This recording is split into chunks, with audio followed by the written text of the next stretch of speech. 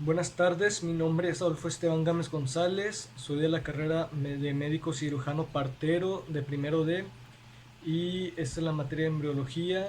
Esta presentación es el tema de las extremidades. Ok, el crecimiento y desarrollo de las extremidades. Bueno, pues las extremidades, entre ellas la cintura escapular y pélvica, abarcan el esqueleto apendicular al final de la cuarta semana de desarrollo de las yemas y de las extremidades. Se distinguen como evaginaciones de la pared ventrolateral del cuerpo. En los embriones de 6 semanas, la parte terminal de las yemas de las extremidades se aplanan para producir las placas de las manos y de los pies, y está separada del segmento proximal por una constricción circular. Bueno, pues el desarrollo de las yemas de las extremidades de embriones humanos se puede apreciar en la siguiente imagen. En el inciso A tenemos un embrión de 5 semanas, en el B tenemos un embrión de 6 semanas y en el C un embrión de 8 semanas. Y bueno, pues el desarrollo de las extremidades inferiores se retrasa de 1 a 2 días respecto al desarrollo de las extremidades superiores. Y bueno, pues el ectodermo en el margen distal de la extremidad se engrosa y forma la cresta ectodérmica apical, o sea, la CEA. Aquí tenemos una sección, en esta imagen tenemos de una sección longitudinal de la yema en la extremidad de un embrión de pollo, en esta imagen A. Se puede mostrar un núcleo de mesenquima recubierto por una capa de ectodermo que se engrosa en la cresta distal para formar la cresta ectodérmica apical. Y bueno, pues en el ser humano esto ocurre durante la quinta semana de desarrollo.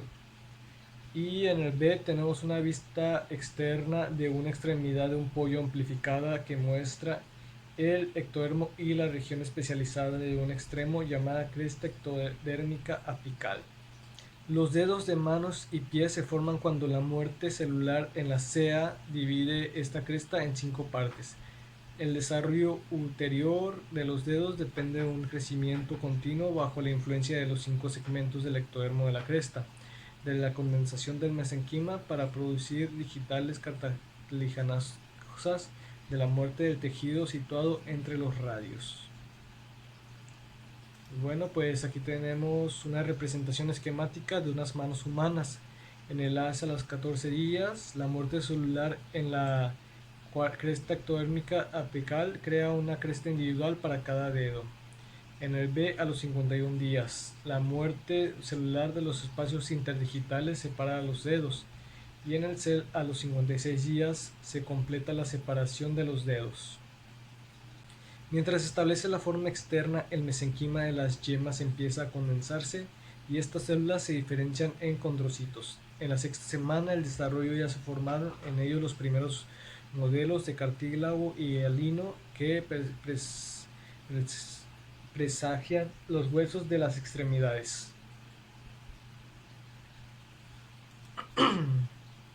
Y aquí tenemos una extremidad inferior de un embrión en la imagen de 6 semanas que ilustra los primeros moldes de cartílago y alino. Y también se puede observar una serie completa de moldes de cartílago al final de la sexta semana y a principios de la octava.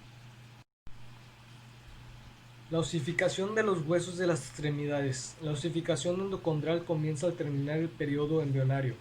En la semana 12 del desarrollo, los centros de osificación primarios se aprecian en los huesos largos de las extremidades. A partir del centro primario de la parte media del hueso o diáfisis, la osificación endocondral gradualmente avanza hacia los extremos del modelo cartilaginoso. Y bueno, pues aquí tenemos un ejemplo de la formación endocondral de los huesos. En el A se puede apreciar las células mesenquimatosas que empiezan a condensarse y a diferenciarse en condrocitos. Los condrocitos forman un molde cartilaginoso del futuro hueso.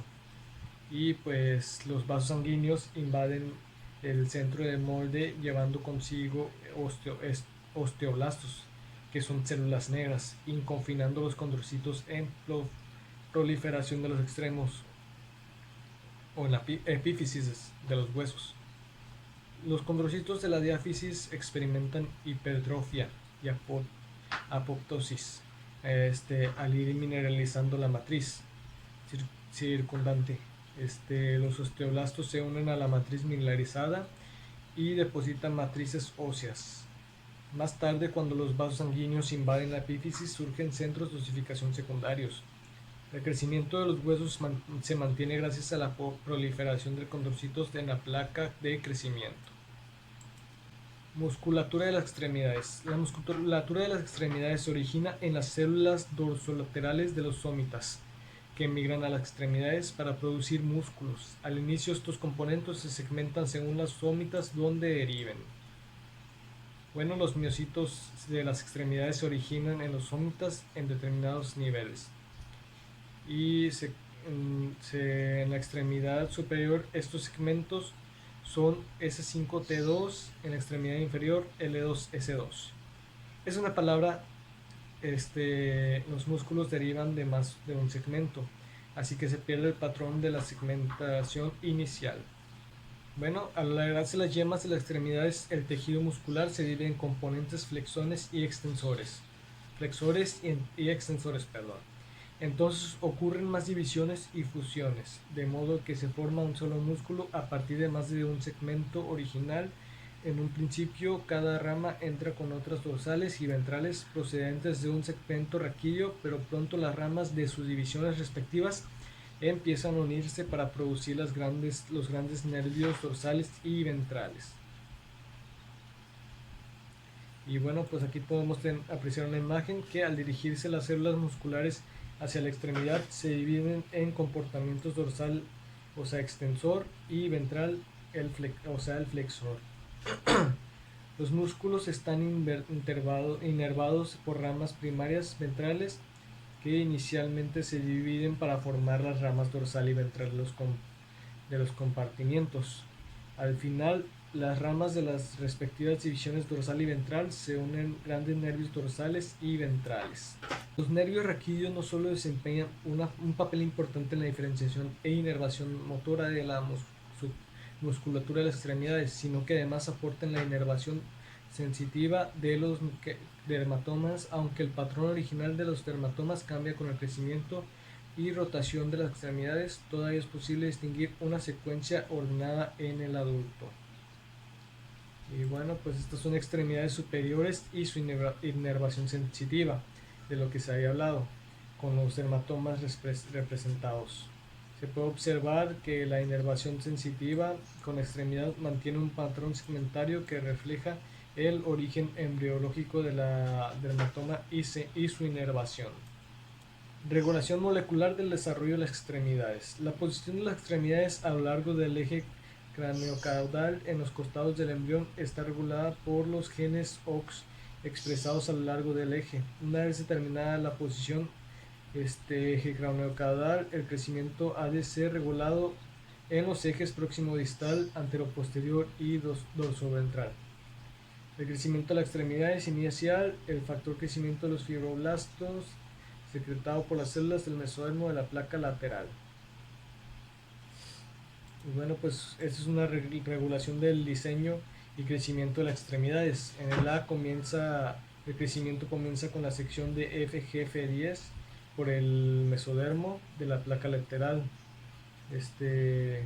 Bueno, pues aquí a su vez esta expresión induce a la expresión de SER2 en las células destinadas a formar la cresta, y esta, una vez establecida, expresa FGF4 y FGF8 para mantener la zona de progresión, es decir, las células mesenquimatosas en rápida proliferación adyacentes de la cresta. En la otra imagen, en la del B, tenemos el diseño anteroposterior de las extremidades, es que está abajo el control de las células, y estas células producen ácido retinoico, o sea, vitamina A. En el eje dorsoventral de las extremidades está bajo el control de WNT7, a que expresan el ectodermo dorsal. Este gen induce la expresión del factor de transcripción LMX1 en el mesenquima dorsal que especifica las células como dorsales. Y ya para terminar, anomalías de las extremidades.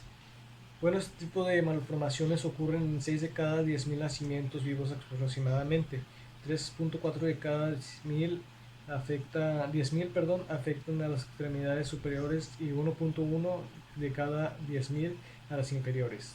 Estas anomalías suelen acompañarse de otros efectos que involucran a los sistemas craneofacial, cardíaco y genituurinario. Genituurinario. Las anomalías de las extremidades varían mucho. Puede consistir en una ausencia parcial o total. En la parcial es la meromelia y en la total es la amelia de una o varias extremidades. Algunas veces faltan huesos largos en las manos y pies rudimentarios están adheridos al tronco por medio de estos huesos pequeños de forma irregular. Y aquí tenemos un niño con amelia unilateral en la imagen A por múltiples defectos en la extremidad superior izquierda. Y en la otra imagen, en el inciso B, es un paciente con un tipo de meromelia llamado focomelia. Las manos están adheridas al tronco con huesos de forma irregular. Eso es todo por la presentación. Muchas gracias.